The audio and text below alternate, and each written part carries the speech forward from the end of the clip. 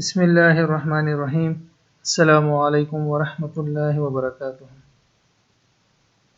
حدیث شریف میں وارد ہے رمضان کا پہلا عشرہ رحمت کا، دوسرا عشرہ مغفرت کا اور تیسرا عشرہ جہنم سے نجات کا ہے، اس لیے ان تین عشروں میں اس کے موافق دعاؤں کی خصوصی اہتمام کیا جائے۔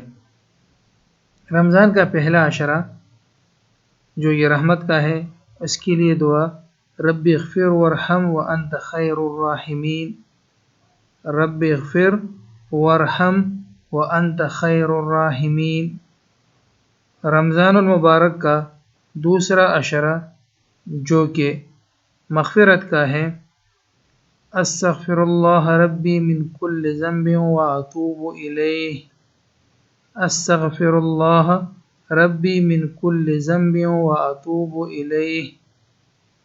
رمضان کا تیسرا عشرہ جو کہ جہنم سے خلاصی یعنی نجات کا ہے، اس کی دعا اللہم انک عفو تحب العفو فاعف عنا، اللہم انک عفو تحب العفو فاعف عنا۔